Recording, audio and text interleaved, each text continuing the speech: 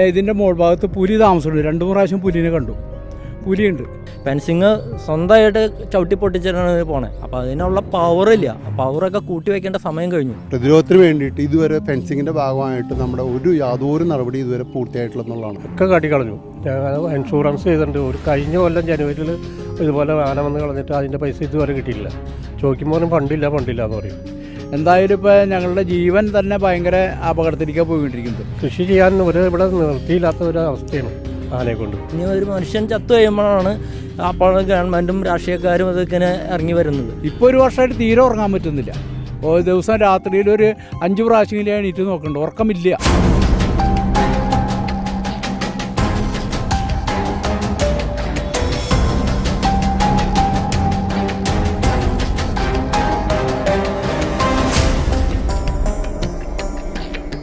അതിരപ്പള്ളി വെറ്റിലപ്പാറ ഭാഗത്ത് ശശിധരൻ്റെ പറമ്പിൽ ഇന്ന് രാവിലെ ആന കയറി കാണിച്ച പരാക്രമത്തിൻ്റെ ദൃശ്യങ്ങളാണ് നമ്മളിനി കാണാൻ പോകുന്നത്.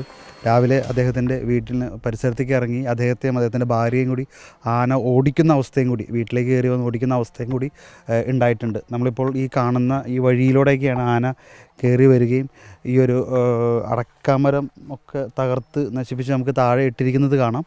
അതിനുശേഷം പൂർണ്ണമായി കൃഷിയിൽ ആശ്രയിച്ചിരിക്കുന്ന അദ്ദേഹത്തിൻ്റെ തെങ്ങുകൾ, വാഴ ഇതെല്ലാം നശിപ്പിച്ചിട്ടാണ് ആന ഇന്ന് രാവിലെ ഇവിടെ നിന്ന് പോയിരിക്കുന്നത്. വലിയൊരു ഭീമമായ നഷ്ടമാണ് ആ ചേട്ടന് ഇന്നിപ്പോൾ ഉണ്ടായിരിക്കുന്നത്. എന്തായാലും നമുക്ക് ഇപ്പോൾ അവർ നമ്മളോടൊപ്പം ചേരുകയാണ്. നമുക്ക് അവരുടെ കാര്യങ്ങൾ ചോദിച്ചറിയാം. ഇന്ന് രാവിലെയാണ് കേട്ടോ ഉണ്ടായത്. എങ്ങനെയാണ്? ഏകദേശം ഒരു 5 മണിയോടുകൂടി ആന വന്നത്. ആന വന്നു കഴിഞ്ഞ് മോൾ ഭാഗത്തു കൂടി ഇങ്ങനെ കറങ്ങി അടിച്ചിട്ടുണ്ടത്. പക്ഷേ ഇങ്ങോട്ട് ആദ്യമായിട്ട് വന്നത്. അപ്പോൾ ഇവന് ഇങ്ങോട്ട് ഇറങ്ങണമെന്നുണ്ടെങ്കിൽ അവിടെ കട്ടിങ്ങാരനും വരാൻ പറ്റില്ല.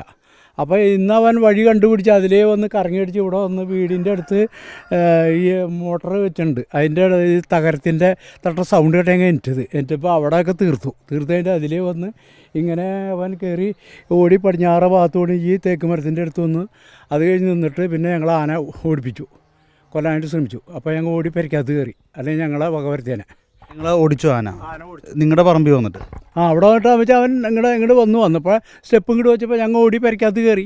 അല്ലെങ്കിൽ അവൻ നേരെ ഇങ്ങോട്ട് വരും. ഓടിയായിരുന്നപ്പോൾ അത് തിരിഞ്ഞങ്ങോട്ട് തന്നെ പോയി. പിന്നെ ഈ കോളനിയുടെ ഭൂമിയാണ് ഈ മോൾ ഭാഗത്ത് കാണുന്നത്, സർവീസും കോളനിയുടെ. ഇത് കാട് വെട്ടാനായിട്ട് പഞ്ചായത്തിലും അവരുടെ സെക്രട്ടറി അടുത്തും പറഞ്ഞിട്ട് അവർ ഇതിനൊരു നടപടിയൊക്കെ ഇല്ല. കാട് കൂടാതെ ഇതിൻ്റെ മോൾ ഭാഗത്ത് പുലി താമസമുണ്ട്. 2-3 പ്രാവശ്യം പുലിനെ കണ്ടു. പുലിയുണ്ട്. ഇപ്പോൾ ഞാനിത് എൻ്റെ ബൈപ്പാസ് കഴിഞ്ഞ ആളാണ്. എനിക്ക് സുഖമില്ലാത്ത ആളാണ്. ഞാൻ ബാങ്കിൽ നിന്ന് വായ്പയൊക്കെ എടുത്തിട്ട് ചെയ്തിട്ടുണ്ട്. ഇപ്പോൾ ഈ ലോണൊന്നും അടയ്ക്കാൻ പറ്റാത്ത അവസ്ഥയിൽ നിൽക്കുന്നുണ്ട്. ഈ പറമ്പ് കണ്ട ഈ പ്ലെയിനായിട്ട് കാണുന്ന പറമ്പ് മൊത്തം തീർത്തു. ഇനി അവിടെ മാത്രമേ പച്ചയുള്ളൂ. ആ ഭാര്യ എന്തിൻ്റെ കൃഷിയാണ്? എനിക്ക് കുരുമുളക്, വാഴ, തെങ്ങ്, ഫ്രൂട്ട്സുകൾ. ഇന്ന് മാത്രമാണ് അല്ലെങ്കിൽ വരാൻ തുടങ്ങിയിട്ട് ഈ വർഷം ഇപ്പോൾ ഒരു 10-15 പ്രാവശ്യമായിട്ട് ആനങ്ങോട്ട് വരുന്നത്.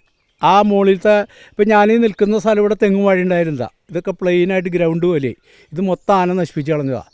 നഷ്ടപരിഹാരത്തിന് കൊടുത്തു കഴിഞ്ഞിട്ടുണ്ടെങ്കിൽ നമ്മൾ ഒരു തെങ്ങെന്ന് പറഞ്ഞു കഴിഞ്ഞാൽ 5 വർഷം നമ്മൾ അതിനെ പരിപാലിച്ചിട്ട് ഒരു തെങ്ങ് കായ കൊണ്ടുവരുന്നത്. അപ്പം നമ്മുടെ ജീവിതമാർഗ്ഗമാണ്. അപ്പോൾ അത് എൻ്റെ തെങ്ങ് മൊത്തം കഴിഞ്ഞാൽ എൻ്റെ ജീവിതം വഴിമുട്ടിയാണ് നിൽക്കുന്നത്. നശിപ്പിച്ച് കളഞ്ഞാൽ ഇവർ തരുന്നത് വെറും ഒരു 500 രൂപയോ 600 രൂപയാണ് ഒരു തെങ്ങിന് തരുന്നത്. അതായത് നമ്മുടെ ജീവിതമാർഗ്ഗമാണ്. അപ്പോൾ തെങ്ങ് പോകുമ്പോൾ അതിന് ശാശ്വതമായ പരിഹാരം കിട്ടുന്നില്ല. രാവിലെ ആന ഓടിച്ചായിരുന്നു അല്ലേ? ആന ഇതിലേ വന്ന് ഇങ്ങോട്ട് വന്നിട്ട് പിന്നെ ആനയ്ക്ക് പോകാൻ പറ്റാണ്ട് എന്തോ ഞങ്ങളുടെ അടുത്തേക്ക് ഇങ്ങോട്ട് തിരിഞ്ഞങ്ങ് പേടിച്ചോടി. വലിയ ആനയായിരുന്നു. അത് നേരം വെളുത്ത് പിന്നെയാണ് 5 മണി കഴിഞ്ഞ് പിന്നെയാണ് വന്നാണ് ഞങ്ങൾ കണ്ടത് കേട്ടോ. എപ്പോൾ വന്നതെന്നറിയില്ല. തീറ്റയൊക്കെ കഴിഞ്ഞ് കയറി പിന്നെ കണ്ടേ. വന്യമൃഗ ആക്രമണത്താൽ വ്യാപകമായ കൃഷിനാശം സംഭവിക്കുന്ന വെറ്റിലപ്പാറ പ്രദേശത്തുള്ള കുറച്ച് പേര് ഇപ്പോൾ നമ്മളോടൊപ്പം ചേരുകയാണ്. ഇപ്പോൾ ഈ ഒരു പറമ്പിൻ്റെ അവസ്ഥകളൊക്കെ നമ്മൾ കാണുകയാണ്. ശരിക്കും ഈ നിങ്ങളുടെയൊക്കെ വീടുകളിലൊക്കെ ഈ ഒരു അവസ്ഥ തന്നെയാണോ? എൻ്റെ വീട്ടിൽ ഒരു 2-3 പ്രാവശ്യം ആന വന്നിട്ടുണ്ട്. അപ്പം ഞങ്ങൾ ഈ പറയുന്ന തൊട്ട് ഇവിടെ അതിരപ്പള്ളി പഞ്ചായത്ത് നമ്മളിവിടുത്തെ കുറച്ച് സീനിയർ സിറ്റിസൺ എന്നുള്ള കുറച്ച് പേര് മുതിർന്ന പൗരന്മാർ ഒരു അപേക്ഷ കൊടുത്തു, ഇനി പരിഹാരം കാണണമെന്നൊക്കെ പറഞ്ഞിട്ട്. പക്ഷെ അവർ ഇതുവരെ ഒരു പരിഹാരത്തിനോ മറ്റോ ഉള്ള രീതിയിലോ ജനപ്രതിനിധികൾ കൂടി, പക്ഷേ ജനസമൂഹത്തിൻ്റെ പൗരന്മാരെ വിളിച്ചിട്ട് ഇങ്ങനെ ഒരു സംഭവമുണ്ട്, അതിനെ ഒന്ന് പ്രതിവിധി തേടണമെന്നും പറഞ്ഞിട്ട് ഞങ്ങൾ പറഞ്ഞപ്പോൾ അവിടെ നിന്ന് ഞങ്ങൾ കൂടി ആലോചിച്ചിട്ടുണ്ട്, ഫെൻസിങ്ങൊക്കെ ഇടാമെന്ന് പറഞ്ഞു. പക്ഷേ ഇതുവരെ അതിരപ്പള്ളി പഞ്ചായത്തിൻ്റെ ഭാഗത്തുനിന്ന് അല്ലെങ്കിൽ MLA ഉണ്ട്, MP ഉണ്ട്, എല്ലാവരും ഉണ്ട്. പക്ഷെ നമുക്ക് ഇവിടെ അതിരപ്പള്ളി കർഷക പ്രതിരോധത്തിന് വേണ്ടിയിട്ട് ഇതുവരെ ഫെൻസിങ്ങിൻ്റെ ഭാഗമായിട്ട് നമ്മുടെ യാതൊരു നടപടി ഇതുവരെ പൂർത്തിയായിട്ടുള്ളതെന്നുള്ളതാണ്. അപ്പോൾ ഇപ്പം നമ്മുടെ എന്ന് പറഞ്ഞാൽ നമ്മുടെ കൃഷിയിടങ്ങളിൽ ഒരാൾ ഇപ്പം ഒരു 1,00,000 രൂപയെങ്കിലും വേണം ഒരു 50 സെൻറ്റ് ഫെൻസിങ് ഇടണമെന്നുണ്ടെങ്കിൽ അത് നമുക്ക് പ്രായോഗികമല്ല. കാരണം 50,000 രൂപ കൊടുത്തിട്ട് ഫെൻസിങ് ഇടാന്ന് പറഞ്ഞാൽ പെട്ടെന്ന് എല്ലാവർക്കും ചിലപ്പോൾ പറ്റിയെന്ന് വരില്ല. അപ്പം ഈ ഇദ്ദേഹത്തിൻ്റെ വർഷം ഇപ്പോൾ ഈ പറമ്പിൽ ഏതാണ്ട് ഒരു 1.5 വർഷം കൊണ്ട് ആനകളിങ്ങനെ ഇയാൾ നിരന്തരമായിട്ട് ഉറക്കമൊളിഞ്ഞിട്ട് ഇതിനെ പ്രതിരോധിച്ച് ഓരോ ഭാഗത്ത് ഇങ്ങനെ തീർന്നുകൊണ്ടിരിക്കുകയാണ്. ഇപ്പോൾ എൻ്റെ പറമ്പ് തൊട്ടപ്പുറത്തെ പറമ്പാണ്, അവിടെ ഇതുപോലെ വരും. ഇപ്പോൾ പുള്ളി രാത്രി പടക്കം പൊട്ടിയപ്പോൾ ഞങ്ങളും വരും, വന്ന് ആന 2, 3, 4, 5 വട്ടമൊക്കെ ഞാനും വന്ന് ഓടിച്ചിട്ടുണ്ട്. പിന്നെ നമ്മൾ എന്നും വന്ന് ഓടിക്കുക എന്ന് പറഞ്ഞാൽ പ്രായോഗികമല്ല. അപ്പം നമുക്കിതിന് വേണ്ടിയെന്ന് പറഞ്ഞാൽ ഇതിന് ശാശ്വതമായ പരിഹാരം മല ബൗണ്ടറിയിലും പുഴ സൈഡിലും റോഡ് സൈഡിലുമായിട്ട് ഫെൻസിങ് ഇടുക, അല്ലെങ്കിൽ ട്രെഞ്ചോ അതിനും മറ്റുള്ള പരിഹാരങ്ങൾ കാണുക എന്നുള്ളതാണ് ഏറ്റവും വലിയ അടിയന്തരമായിട്ടുള്ള ആവശ്യം ഇവിടുത്തെ ജനങ്ങളുടെ. നമ്മളൊരു കൃഷി ഒരു ചെറിയൊരു തൈ വെച്ചാലും അത് വളർന്നെടുക്കുന്ന കാലം അല്ലെങ്കിൽ അതിൻ്റെ പിന്നിലെ പരിശ്രമമൊക്കെ വളരെ വലുതാണ്. അപ്പോൾ അതെല്ലാം വളർന്നൊരു നിലയിലെത്തിക്കുമ്പോൾ ഒരു ദിവസം വന്ന് ഈ ആനയൊക്കെ നശിപ്പിക്കുമ്പോൾ ഇത് നമ്മളെ സത്യം പറഞ്ഞാൽ ഒരു മനുഷ്യനെ ബാധിക്കുന്നൊരു പ്രശ്നമാണ്. ഇതിനെ നമ്മൾ ഭരണകൂടം അല്ലെങ്കിൽ ഇപ്പോൾ MLA ആയാലും MP മാരായാലും ഇപ്പോൾ ഇലക്ഷനൊക്കെ എടുത്തിരിക്കുകയാണ്, അവർ നിങ്ങൾക്ക് എന്താ കാര്യങ്ങൾ ചെയ്തു തരുന്നുണ്ട് ഈ വിഷയത്തിൽ? ഞാനിപ്പോൾ അവിടെ സ്ഥലം പാട്ടത്തിനടുത്ത് ഈ ഒരു 3 കിലോമീറ്റർ അപ്പുറത്ത് 10,000 വാഴ വെച്ചിട്ടുണ്ടായിരുന്നു. ഇപ്പോൾ ഈ കഴിഞ്ഞ മാസം വന്നു 10,200 വാഴ. അത് കുറച്ച് വെട്ടാറായ വാഴകളാണ്. പകുതി മുമ്പായത് ഒക്കെ കാട്ടിക്കളഞ്ഞു. ഞാൻ ഇൻഷുറൻസ് ചെയ്തിട്ടുണ്ട്. ഒരു കഴിഞ്ഞ കൊല്ലം ജനുവരിയിൽ ഇതുപോലെ ആന വന്ന് കളഞ്ഞിട്ട് അതിൻ്റെ പൈസ ഇതുവരെ കിട്ടിയില്ല. ചോദിക്കുമ്പോൾ ഫണ്ടില്ല എന്ന് പറയും. അതുപോലെ കൃഷി ചെയ്യാൻ ഇവിടെ നിർത്തിയില്ലാത്ത ഒരു അവസ്ഥയാണ് ആനയെക്കൊണ്ട്. അതിനോടെ തന്നെ ഓരോ മൃഗങ്ങളും നമ്മൾ അതിൻ്റെ ഫണ്ടുമില്ല. അതുപോലെ തന്നെ ഞാൻ കഴിഞ്ഞ പോലെ എൻ്റെ ഒരു പോത്തിൻ്റെ മേത്തേക്ക് എണ്ണപ്പന മറിച്ചിട്ട് പൂത്തി ചേർത്തു. പൂത്തി ചേർത്തിട്ട് ഞാൻ ഫോറസ്റ്റിന് പറഞ്ഞു, കംപ്ലയിൻറ്റ് പറഞ്ഞു, എഴുതി കൊടുത്തു. ഇതുവരെ അതിന് വേണ്ടി ഒരു നടപടിയും കിട്ടിയിട്ടില്ല. നമ്മൾ കൃഷി കഴിഞ്ഞ് ഓരോ മൃഗങ്ങളെ വളർത്തിയാലും ഇതാണ് ശല്യം. അപ്പോൾ നമുക്കിവിടെ ജീവിക്കാൻ പറ്റാത്ത അവസ്ഥയാണ്.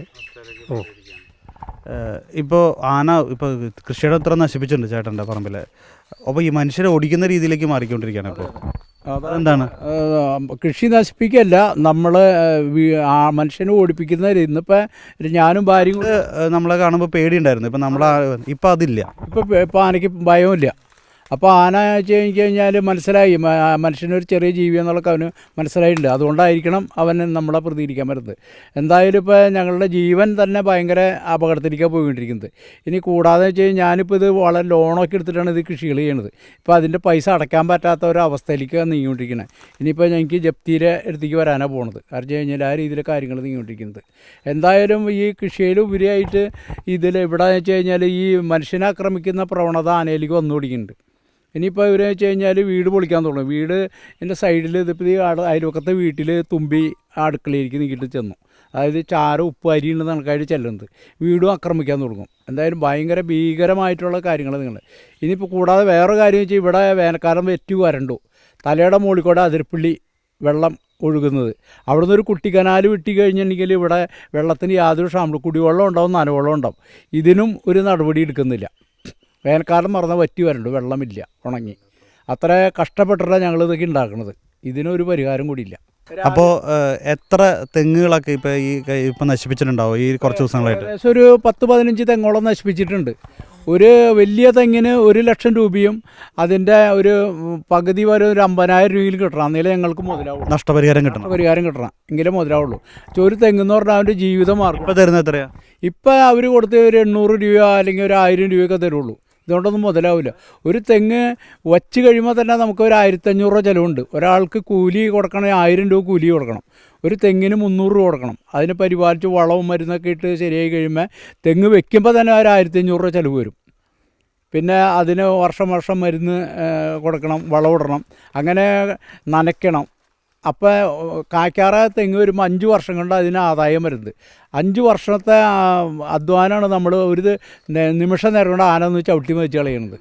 അപ്പോൾ നമ്മൾക്ക് മിനിമം ഒരു 1,00,000 രൂപയെങ്കിലും ഒരു കാച്ച തെങ്ങിന് കിട്ടിയാലും മുതലാവുള്ളൂ. 50,000 ഒരു മീഡിയം തെങ്ങിന് ഒരു 50,000, വലിയ കാച്ചങ്ങിന് 1,00,000 കിട്ടിയാലും മുതലാവുള്ളൂ. ഇതിന് 1000 രൂപ കിട്ടിയാൽ ഒരു കൊടുത്താൽ ഇപ്പോൾ ഒരു 10 വർഷത്തെ ആദായമാണ് ഇപ്പോൾ ഈ ഒരു വെളുപ്പിന് ഈ 5 മണി കൊണ്ട് അവസാനിപ്പിച്ചത്. ഇവിടുത്തെ പോലെ സംബന്ധിച്ചിടത്തോളം കിഴങ്ങ് വർഗ്ഗങ്ങളും പഴവർഗ്ഗങ്ങളും ഇല്ലാതെ മലയോരങ്ങളിലുള്ള ഇല്ലാതെ ഇരിക്കുക. വിദേശികൾ ചെയ്യുന്ന കുറ്റത്തിന് ഞങ്ങളെപ്പോലെയുള്ള കർഷകരെ ബലിയിടാകുക. കാർബൺ ഫണ്ട് എന്ന് പറഞ്ഞുണ്ടാക്കി നമ്മുടെ രാജ്യത്ത് മല ഉണ്ടാക്കുകയും അതിന് പരിപാലിക്കുകയാണ് ഗവൺമെൻറ് ചെയ്യുന്നത്. പക്ഷേ കർഷകർക്ക് ഇതുവരെ ഒരു ആനുകൂല്യങ്ങളും ചെയ്യാവുന്ന രീതിയിലൊന്നും ചെയ്യുന്നില്ല.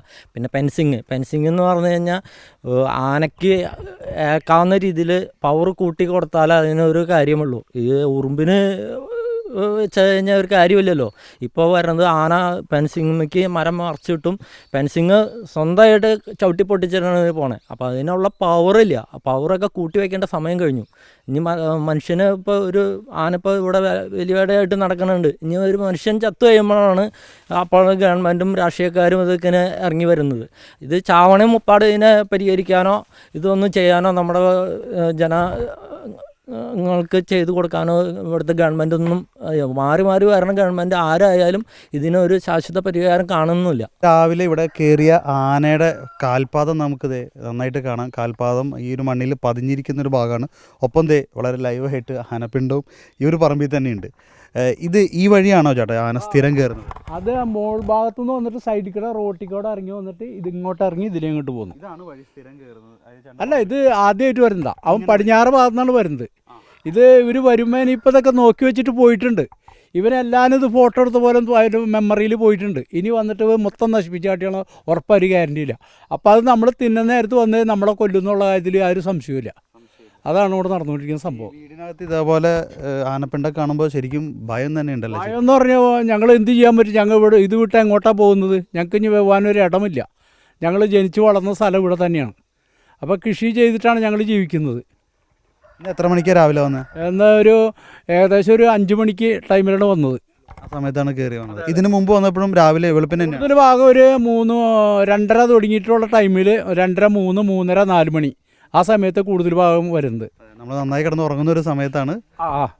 ഉറങ്ങുന്ന സമയത്താണ്. അതൊരു 3 മണി സമയത്താണ് നല്ല ഉറക്കത്തിൻ്റെ സ്പീഡിലുള്ള സമയം. ആ സമയത്താണ് കൂടുതൽ ഭാഗം വരുന്നത്. അതുകൊണ്ടാണ് ഇപ്പോൾ ഉറക്കം നഷ്ടപ്പെട്ടിരിക്കുകയാണ് അല്ലേ? ഉറങ്ങിയിട്ട് വർഷങ്ങളായി.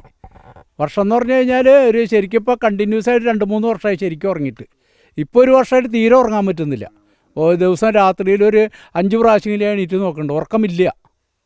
അത് ഭയങ്കര ഗുരുതരമായ ജീവൻ നഷ്ടപ്പെടുന്നുള്ള പേടി വേറെയും. അങ്ങനെ വളരെ ഗുരുതരമായിട്ട് നീങ്ങിക്കൊണ്ടിരിക്കുന്നത്. ഇതിന് എന്തെങ്കിലും ശാശ്വത പരിഹാരം കണ്ടില്ലെന്നുകൊണ്ട് ഭയങ്കര ദയനീയമായ രീതിയിലെ കാര്യങ്ങൾ നീങ്ങിക്കൊണ്ടിരിക്കുന്നത്.